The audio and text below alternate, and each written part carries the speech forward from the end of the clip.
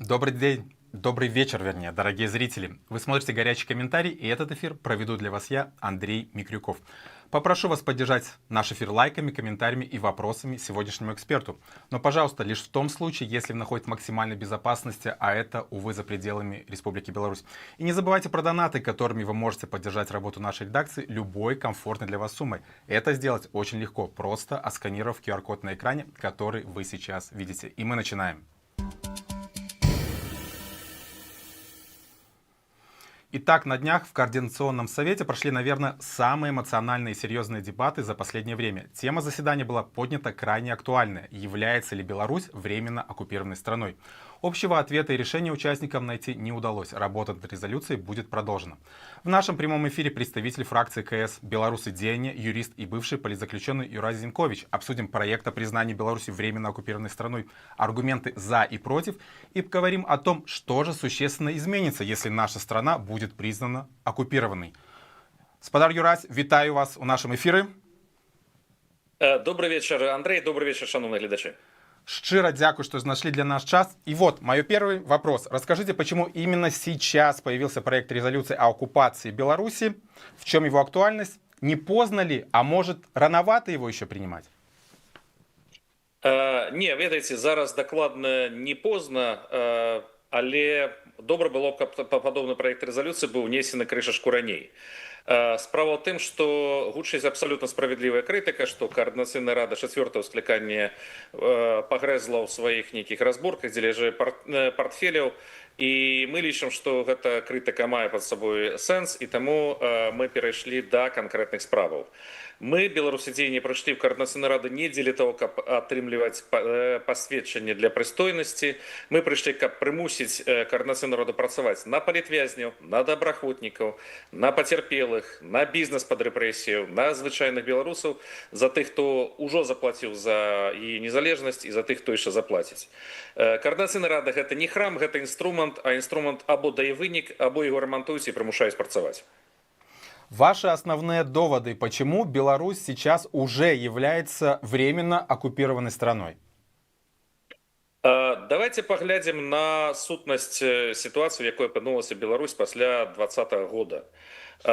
Лукашенко в 2020 годзе практычна страціў падтрымку людзей, практычна страціў электаральную падтрымку, прайграў выбары, ён і сам гэта выдатна ведае, прызнае гэта. І у яго не засталося іншага варыянта, як чарговы раз папрасіць дапамогі ў Маскве.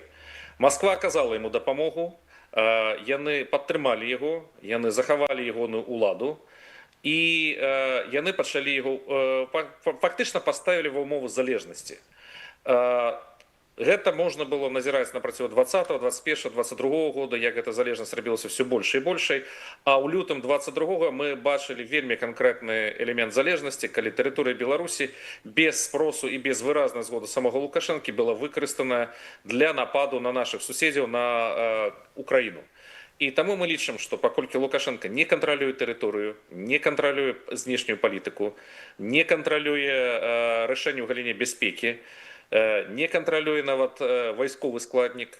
Мы гэта бачылі на працягу апошніх месяцаў нават на прыкладзе тых же самых вежаў на межы з Украінай. Мы лічым, што ён фактычна марыянетка. А марыянетка гэта не самастойны чалавек, гэта чалавек, якім кіруюць. І фактычна мы сцвярджаем, што Беларусь знаходзіцца пад акупацыяй, такой самай акупацыяй, як знаходзілася Італія в свой час пасля звяржэння рэжыма Дуча і яго аднаўлення з дапамогай нямецкіх шыхтоў. І фактычна Расія кантралюе Беларусь, а гэта азначае фактычную акупацыю краіны. Юрась, получается, Лукашенко — это своего рода гауляйтер? Мы можем вот так формулировать его должность и его работу или нет? Называйте як хочаце, можна назваць гауляйтарам, можна назваць губернаторам паўночна-заходняго краю, генерал-губернаторам, Лукашэнкам вешателем. Можна яго назваць просто турэмшчыкам, які захапіў закладнікі всю краіну. Сутнасць ад гэтага не змяняецца. А в резолюции, я так понимаю, 7 пунктов. Вот по каким пунктам с коллегами у вас возникли разночтения? Потому что не все же приняли вот эту резолюцию, и работа над ней будет продолжена. Так, мы, безумоўна, будзем працягваць. Гэта быў першы праект. Я не кажу, што ён ідэальны, яго, безумоўна, трэба шліфаваць. Значить, раз на читанні у нас узніклі першу чергу з фракції наступ, яка категорично виступила супроть признання Білорусі в якості окупованої території. І у мене особисто, ну, хто глядів дебати, у мене виникло питання, а на кого, власне, фракція наступ в такому випадку працює, коли її політична позиція цілком супадає з позиції режиму Лукашенки. З усіма остатніми у нас менш принципове розходження, там були зауваги, які були оглушені з Падаром Бруханом, іншими удільниками дискусії, але гэта все можна пагадзіць. Я думаю, что резолюция будет принята, причем такой выразной большестью голосов Координационной Рады. Насколько я помню, было когда-то в прошлом году принята резолюция о круглом столе с Лукашенко. Но если мы предполагаем, что Лукашенко это такой губернатор северо-западного края, да, вот как любили россияне называть Беларусь, с кем тогда общаться? Вот если согласно той резолюции.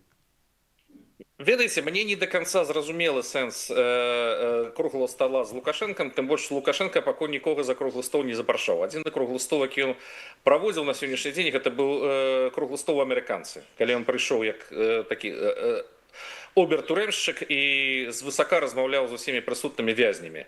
Вось, калі такім сэнсе размаўляць, весці з ім круглы стол, то я не думаю, што гэта мае сэнс. Да і ввогуле я асабіста сумняваюся, што Лукашенко дамоваздольны, што з ім ввогуле магчыма весці нейкі дыялог.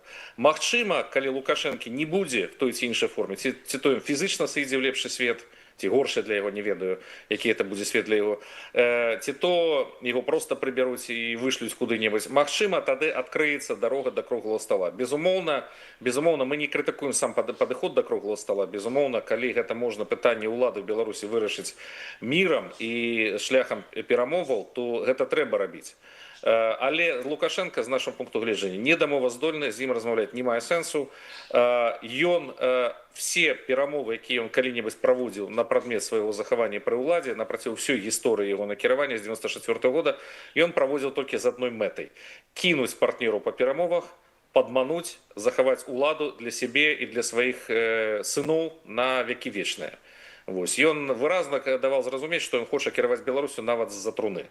Ну, што ж, ветер яму в спину, д'ябал дапамогу, нехай хутчэй сыходзіць і паспрабуй кіраваць адтуль. Юрась, а позвольте еще вернуться мне еще к одной прошлой резолюции. Вот в феврале прошлого года, когда КС был третьего созыва, была принята резолюция о признании интервенции Российской Федерации в Республику Беларусь и установлении гибридной формы оккупации. Ее принятие принесло какие-то существенные результаты тогда? Или это прошло так тихо, спокойно и во многом мимо? Ведаеце, безумоўна, мы не прэтэндуем на патэнт на слово акупацыя. Безумоўна, резолюция, так званая резолюция Лахвича, была прынятая раней. Праблема была ў тым, што яна, па-першае, не была фактычна выкананая, то есть она не была взятая в працу, і наша резолюцыя ідзе крышачку далей.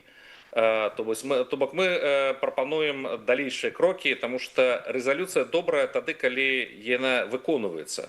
Вось. І калі па сутнасці не вядзецца ніякая дыпламатычная праца далей, то яна і застаецца звычайнай паперкай.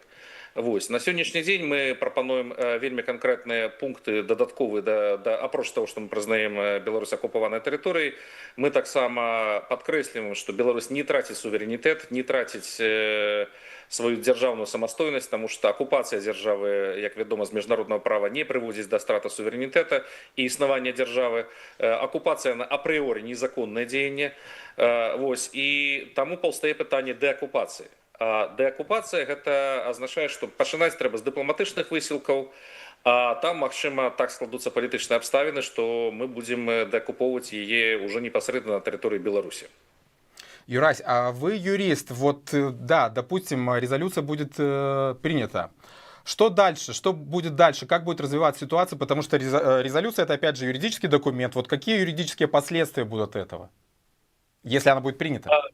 Вы правы, сам по себе тэкст нічога не дэакупуе. І калі пасля галасавання дакумент просто з'явіцца на сайце, то крытыкі, які кажуць, што это будзе чарговая паперка, абсолютно маюць рацыю.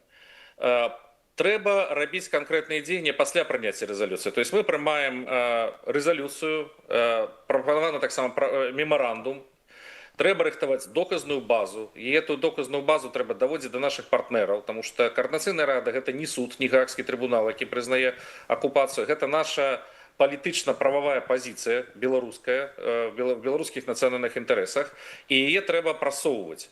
Трэба звяртацца да ўраду Украіны, Польшчы, Літувы, Балтыі, Еўрапарламента, міжпарламенцкіх структураў, каб даваць гэтай рэзалюцыі далейшае развіццё, каб іншыя парламенты, іншыя органы дзяржаўныя таксама прызнавалі Беларусь акупаванай тэрыторыяй.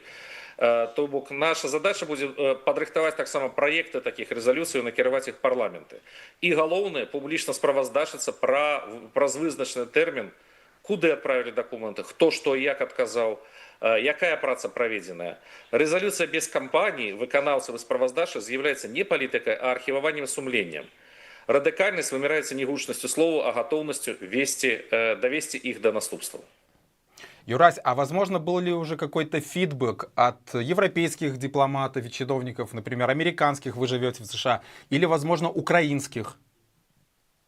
Ну, яшчэ да таго, як наша рэзалюцыя была внесеная, то бок уже в Верховнай Радзе Украіны некалькі гадоў лежыць праект рэзалюцыі пра прызнанне Беларусі акупаванай тэрыторыяй. Еўрапарламент прызнаў Беларусь акупаванай тэрыторыяй, гібридная акупацыя, якраз был уже этот тэрмін. Нават Святлана Ціхановская выступала і заявляла пра фактычную акупацыю Беларусі. То бок гэта не новы тэрмін. Мы просто даем далейшае развіццё і падштурхоўваем да канкрэтнай працы. То есть, каб гэта все не сканчалася на словах, а мела практычнае наступства в далейшым. Мы за тое, каб весці далейшую палітычную працу. Юрась, а давайте поговорим о субъектности. Вот принимая эту резолюцию, вы отказываете Лукашенко вообще в любой субъектности. И тут хотелось бы, возможно, даже подискутировать, вот насколько субъектен Лукашенко, насколько субъектна та же Светлана Тихановская, насколько субъектна Рада, Координационная Рада. Конечно, я понимаю, субъектность у всех разная. Вот есть европейская субъектность, там Тихановская, там Рада, там все белорусские демократические политики. Есть своего рода восточная субъектность. Китай, вот уже вассал Китая, Россия и прочие страны. Давайте поговорим о субъектности. Мы зараз говорим про субъектность и про легитимность международную правовую. Давайте тогда так, субъектность / легитимность. Потому что субъект это той, кто дзейнічае. То бок чалавек, які здольны весці самастойную дзейнасць, гэта ён суб'ектны.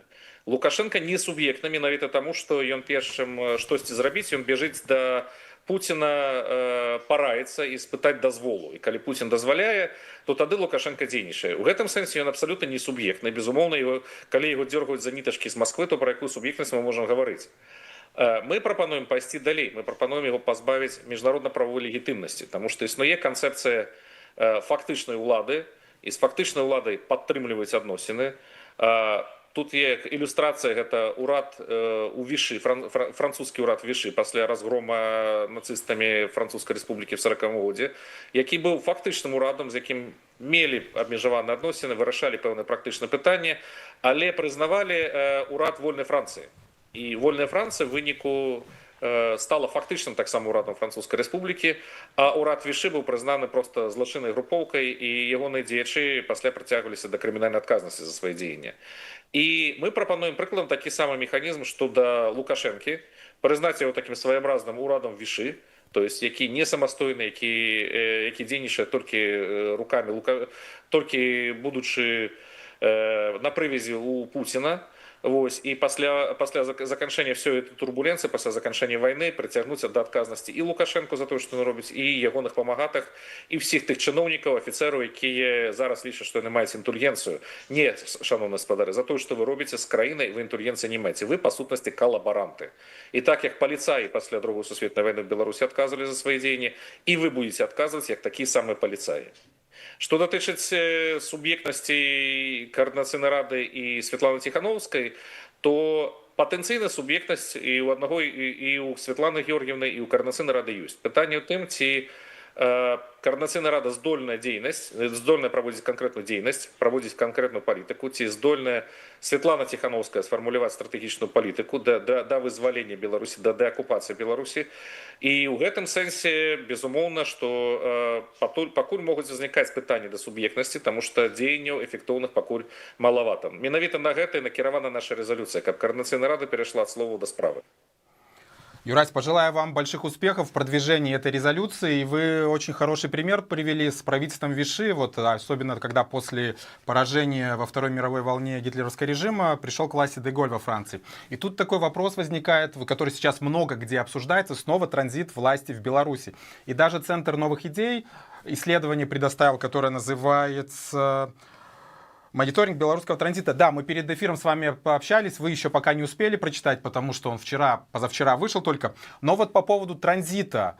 Насколько транзит неизбежен, и ведь транзит будет осуществляться внутри страны. И тут мы вспомним постсоветских стран опыт, потому что диктатуры, они остались и в Туркменистане, и в Казахстане авторитарная система осталась, Азербайджан и так далее и тому подобное. Можно почти все страны постсоветские перечислить, восточные имею в виду. Вот как вы думаете, будет происходить транзит власти в Беларуси? Опять же, и как он коммутируется с вашей резолюцией? Ведаеце, самая неудзячная справа, якую можна прыдумаць сабе, гэта даваць паліталагічныя прагнозы, тому што аб'ядноўвае 90% паліталагічных прагнозаў, это тое, што ніколі не збываюцца. І таму як это будзе адбывацца в Беларусі, мы сёння не ведаем, таму што мы не ведаем фактычна, калі скончыцца вайна, як яна скончыцца, што будзе з Расіяй, што будзе фізычна з Лукашэнкам, што будзе з ягонымі сынамі. І таму я не стаў бы гадаць на кафейнай гушчы, на кававай гушчы і рабіць нейкія прагнозы пра то, як будзе адбывацца транзіт. Безумоўна, я прыхільнік таго, каб транзіт адбываўся мірна, каб Лукашенко добраахвотна здаўся праваахоўным органам, сеў на лаву падсудных, адказаў за свае дзеянні, а ўлада была перададзена таму чалавеку, які будзе выбраны ў свабодных дэмакратычных выбарах. Але мы разумеем, што гэта не той выпадак, не той чалавек, які так это зробіць. Як там гэта будзе, пажывем, паглядзім. Я б не рабіў прагнозы. Ну, конечно, мы живем в такое время сейчас, прогнозы абсолютно невозможно делать, но интересно их в любом случае слушать. Ну хорошо, на прогнозах остановился. Вернемся к Координационному совету. Вот в последнее время, да и вы сами упомянули, что Координационный совет постоянно преследует всевозможные скандалы. Недавно отгремел скандал с вербовкой одной делегатки белорусским КГБ. Сегодня киберпартизаны окончательно нашли Анжелику Мельникову. Напомню, она пропала больше года назад, завербована, точно уже ясно. У нее есть паспорт прикрытия, она сейчас живет в Минске. Ваши комментарии по этому поводу и много ли, как вам кажется, завербованных белорусов сейчас находится в Евросоюзе и в том числе участвуют в демократических инициативах и в том числе в Координационном совете? Ведаеце, калі інфармацыя кіберпартызанаў пацвердзіцца, гэта ўжо не гісторыя пра жанчыну, якая заблыталася ў асабістым жыцці і знікла з грашыма. Пашпарт прыкрыцця і жыццё ў Мінску і аперацыі з маёмасцю праз супрацоўнікаў КДБ выглядаюць як сляды спецаперацыі. Але галоўны скандал нават не сама Мельнікава. Галоўнае пытанне, як чалавек з такімі сувязямі атрымаў доступ да кіраўніцтва Координацыйнай рады, да фінансаў, да адчувальнай інфармацыі. Тут уже недостатково просто сказать, что нас подманули. Тут потребно незалежное расследование, полная отказность и новая система безпеки. Полная отказность, я маю на увазі з боку тых, хто допустил такое. Бо калі КДБ змог посадить свайго чалавека ў крэсла спікера, праблема не толькі в агенце, праблема ў дзвярах, якія ее адчынілі. І я нагадаю тут яшчэ один пункт з нашай перадвыбарчай праграмы, гэта абавязковае тэставанне всіх дэлегатаў Координацыйнай рады на поліграфе. Я разумею, что полиграф это не сродак доказу. Я разумею, что тут есть юридычные и технічныя и розныя іншыя складанасці. Але сам прынцып того, что павінны люди пройсці очистку и подтвердить, принамсі, хотя б на полиграфе, хотя б таким чынам, что з імі можна мець справу, я лічу гэта абавязковым. Гэта ўжо перадухіліць шмат якія падобныя ситуации в будучыні. Да, согласитесь, и большой плюс, что все-таки белорусские демсилы учатся на своих ошибках и делают какие-то выводы, о чем совершенно не беспокоятся, скажем так, чиновники режима, да и сам главный представитель режима Лукашенко. Ну так, тут чыноўнікі, я сутыкаўся з чыноўнікамі арыштаванымі за хабары, напрыклад, якія сидзелі ў лукашэнкаўскіх турмах, у іх пытаешься, на што ж ты разлічваў, он кажа, ну я ж не думаў, што мяне пасадзяць. Ну вось такія у нас чыноўнікі, такія кіраўнікі ў краіне. Спадар Юрась, шчыра вам дзякую за гэтую гутарку і за то, што так аператыўна ўключыліся ў наш эфір. Беражыце сябе і жыве Беларусь. Дзякую вялікі, жыве вечна.